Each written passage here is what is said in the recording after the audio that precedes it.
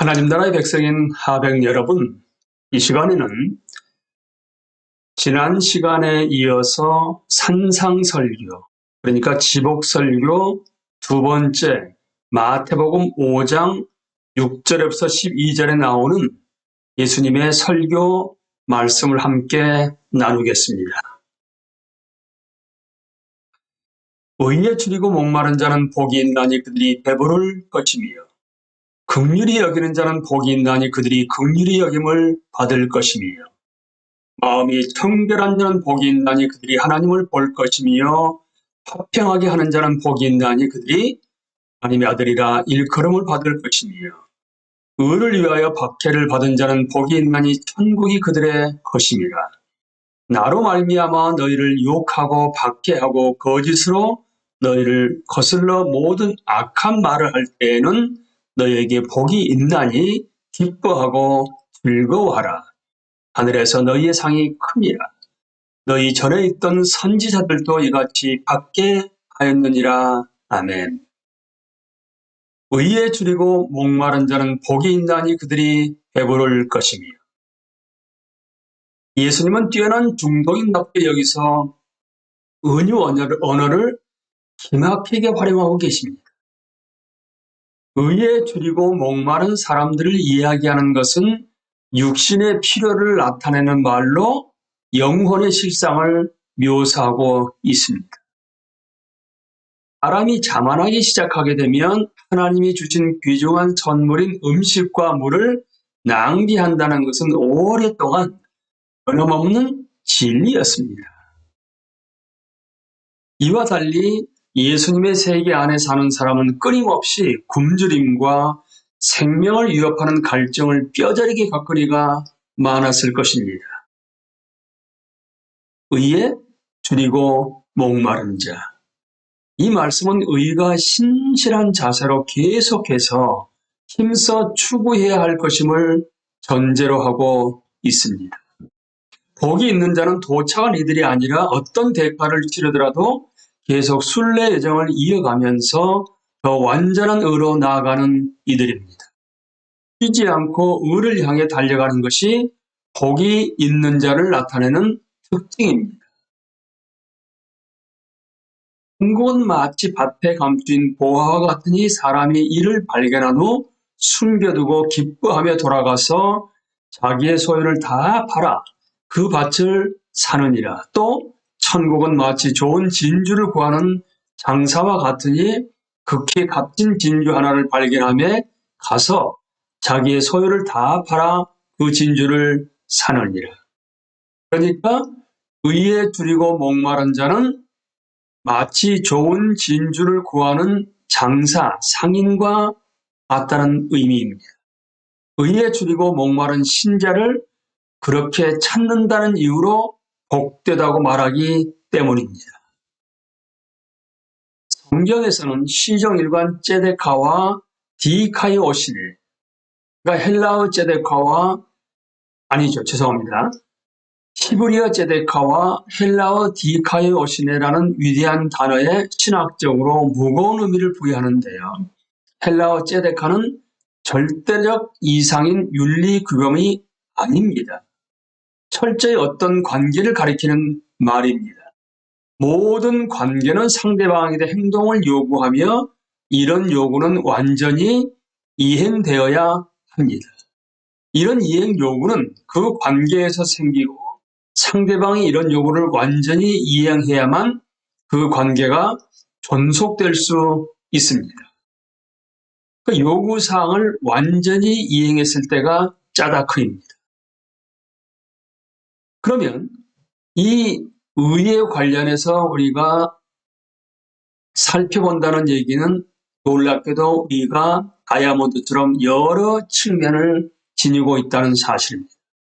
복합적인 의미라는 사실이죠.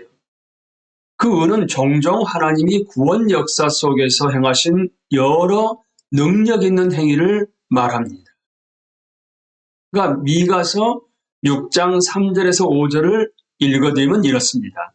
이르시기를 내 백성아 내가 무엇을 내게 행하였으며 무슨 일로 너를 괴롭게 하였느냐. 너는 내게 증언하라. 내가 너를 애굽 땅에서 인도해내어 종 노릇하는 집에서 속량하였고 모세와 아론과 미리암을 내 앞에 보냈느니라. 내 백성아 너는 모압 왕 발락이 꾀한 것과 보올의 아들 발람이 그에게 대답한 것을 기억하며 시딤에서부터 길갈까지 이를 기억하라. 하면 나 여호와가 공의롭게 행한 일을 알리라 하실 것이니라. 나 여호와가 공의롭게 행한 일을 바로 여러분 하나님의 의라고 말씀하시는 것입니다. 또 다른 관점에서는 의롭다고 선언받음입니다. 의롭다고 인정받음이고 의로운 자라고 확인받음이죠. 일명 이신칭의라고도 말할 수가 있지요. 이사야 54장 10절, 14절, 17절 보시게 되면 산들이 떠나며 언덕들은 옮겨질지라도 나의 자비는 내게서 떠나지 아니하며 나의 화평의 언약은 흔들리지 아니하리라. 너는 공의로 설 것이며 새 번역으로 바꿔서 읽어드리게 되면 내가 공의의 터 위에 굳게 설 것이며 공의가 나와 있죠, 여러분. 그리고 이는 여호와의 종들의 기업이요 이는 그들이 내게서 얻은 공의라. 여호와의 말씀이니라. 이어서 17절에도 공의란 말이 나왔습니다. 의롭다고 선언받음, 인정받음, 의로운 자라고 확인받음의 의미입니다. 또 다른 관점은 인간이 하나님으로부터 선물로 받은 죄 없다, 의롭다는 편견에 보이는 반응입니다. 인간이 보이는 반응이죠. 하나님이 자신의 임재 안에 받아주시면 형언할 수 없이 은혜로운 선물이므로 신실한 자는 이 선물에 응답해야만 합니다. 정의와 의의 의미가 겹침을 기억할 때요. 의로운 사람은 분명 정의롭게 행동한 사람입니다. 더욱이 정의, 의는 모든 사람에게 그가 당연히 받을 몫을 주는 것일 뿐만 아니라 소외당한 자, 억압받는 자, 약자, 고아와 과부에게 긍휼과 자비도 베품이 포함됩니다. 욥기 29장 14절 16절입니다. 내가 의를 옷으로 삼아 입었으며 나의 정의는 겉옷과 모자 같았느니라. 나는 맹인의 눈도 되고 다리 저는 사람의 발도 되고 빈궁한 자의 아버지도 되며 내가 모르는 사람의 송사를 돌보아 주었으며. 놀랍게도 욥의 고백 중에 내가 의를 옷으로 삼아 입었으며 나의 정의는 겉옷과 모자 같았느니라. 의와 정의가 겹치고 있지요. 때로는 이 둘이 동의어입니다. 이사야 42장 3절을 세 번역으로 읽어드립니다. 그는 상한 갈대를 꺾지 않으며 꺼져가는 등불을 끄지 않으며 진리로 공의를 베풀 것이다. 진리로 공의를 베풀 것이다. 미가서 6장 8절입니다. 사람아 주께서 선한 것이 무엇임을 내게 보이셨나니 여호와께서 내게 구하시는 것은 오직 정의를 행하며 인자를 사랑하며 겸손하게 내 하나님과 함께 행하는 것이 아니냐. 하나님이 곤고한 처지에 있는 이스라엘을 대하신 태도는 이스라엘이 다른 이들을 대할 태도가 어떤 것인가를 분명하게 보여주십니다. 또한 또 다른 면에서 의는 평화와 이어져 있습니다. 이사야서 32장 17절 18절과 20절을 읽어드립니다. 공의의 열매는 화평이요 공의의 결과는 영원한 평안과 안전이라. 내 백성이 화평한 집과 안전한 거처와 조용히 쉬는 곳에 있으려니와 모든 물가에 씨를 뿌리고 소와 나귀를 그리로 모는 너희는 복이 있느니라. 의와 평화가 존속하는 곳에서는 심지어 가축조차도 자유롭습니다. 굶주리고 목마른 사람이 먹을 것과 마실 것을 구할 때와 같은 간절함으로 의를 열심히 찾는 사람은 복이 있습니다. 하나님의 의는 그분이 역사 속에서 구원을 베푸신 행위들입니다. 이 구원은 하나님의 백성에게 하나님이 받아주심이라는 선물을 안겨줍니다. 이제 백성은 그들이 선물로 받은 관계에 적합한 삶의 방식을 쉼없이 추구합니다. 하나님의 백성은 그분이 이 백성을 위해 능력 있는 일들을 행하시며 백성을 대하신 모습을 모범 삼아 자신이 하나님께 보일 반응을 형성합니다. 그 반응에는 정의의 실천과 약한 자들에게 베푸는 긍휼이 들어 있습니다. 그들이 배부를 것이며 의에 줄이고 목마른 자는 복이 있나니 그들이 배부를 것이며 신적 수동태입니다. 하나님은 그들을 배부르게 하실 분이십니다. 의가 하나님이 선물로 주시는 관계로서 평화를 가져다 주는 것이라면 오직 하나님만이 의를 추구하는 갈망을 만족시킬 수 있으십니다. 공동체가 그 사람을 인정하느냐 아니냐는 상관이 없지요. 우리는 함께 사는 이들을 기쁘게 할 때가 아니라 하나님께 감사하며 우리와 하나님과의 관계를 유지할 때 의롭습니다. 의에 줄이고 목마름은 오직 하나님만이 만족시킬 수 있으십니다. 또한 의는 우리가 아무리 과식해도 뒤탈이 없습니다.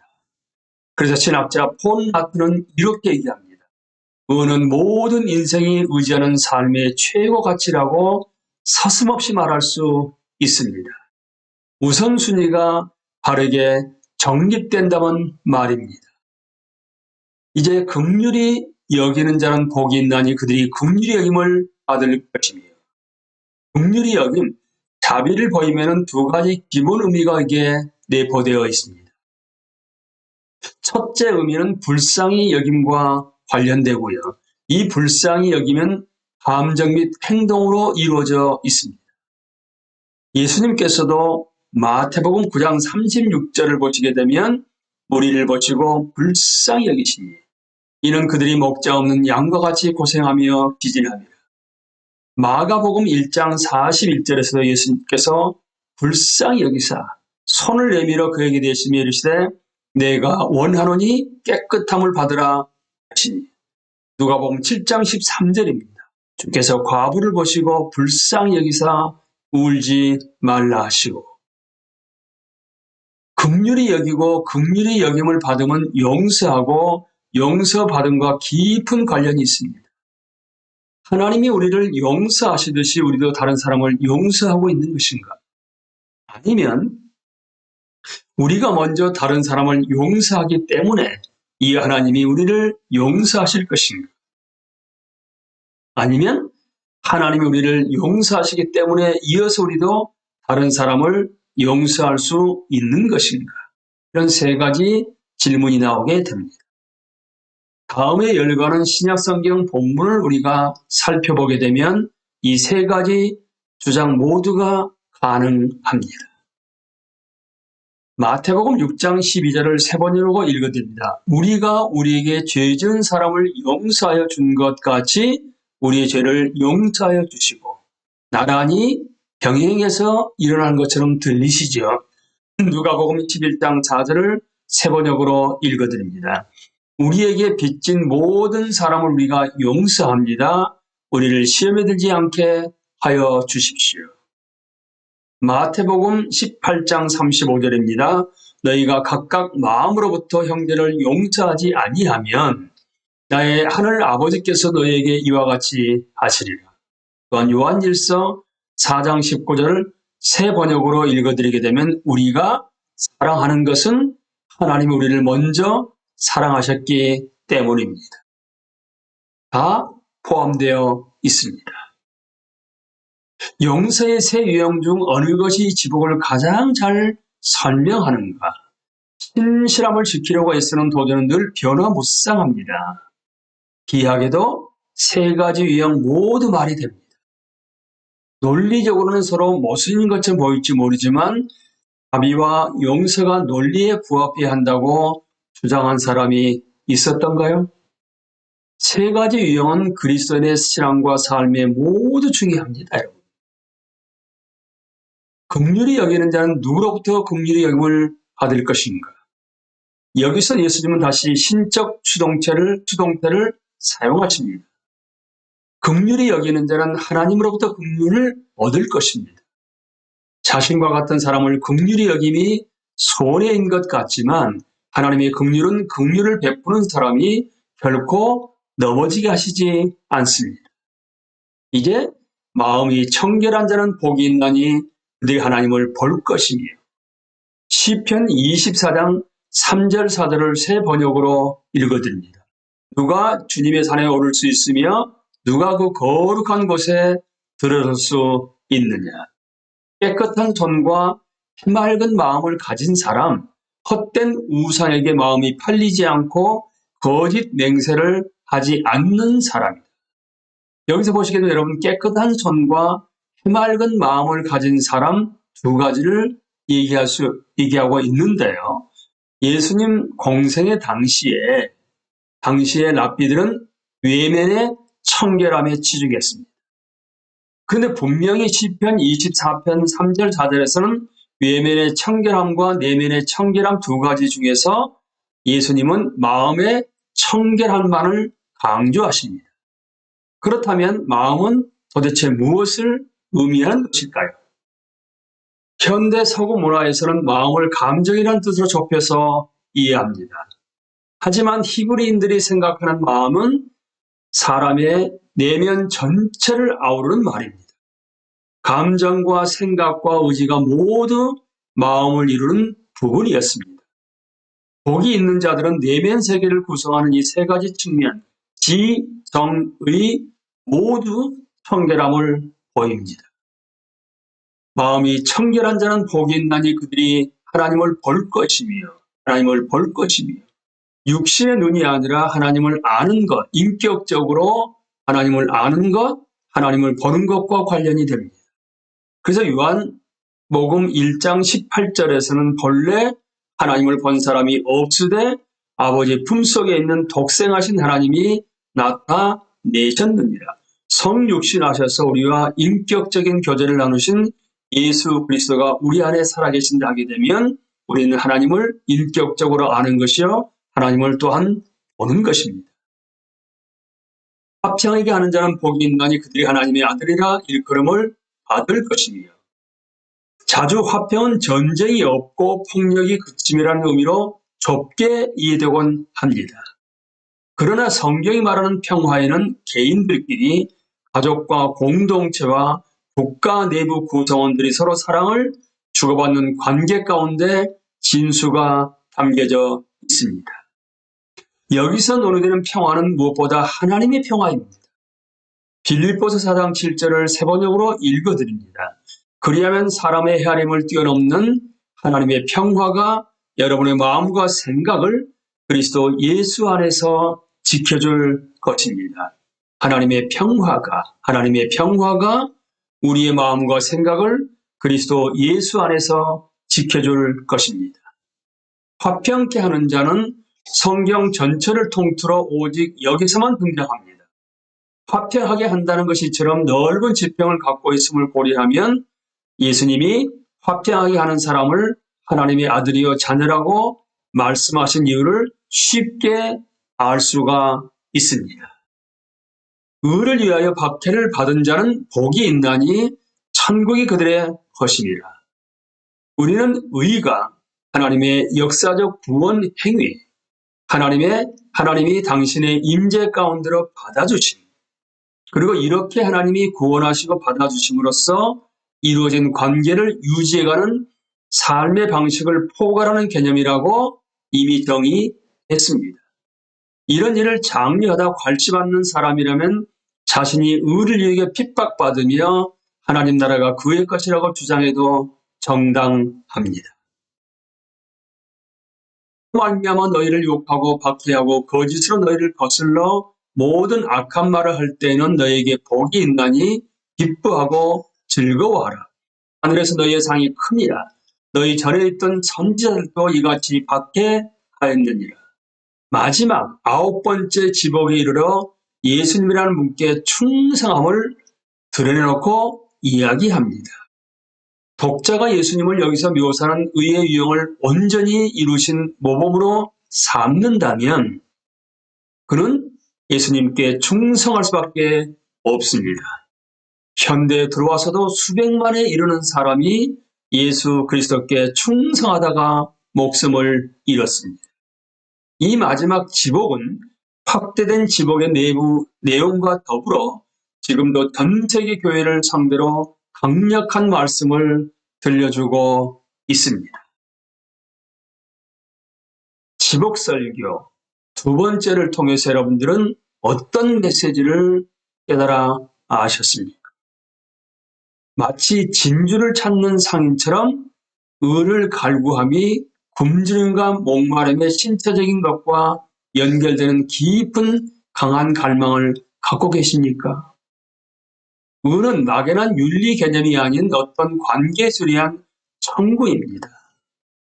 이미 우리가 살펴본 것처럼 하나님의 은은 역사적 구원 행위요, 이스라엘의 은은 하나님의 편결로 값없이 주신 선물입니다.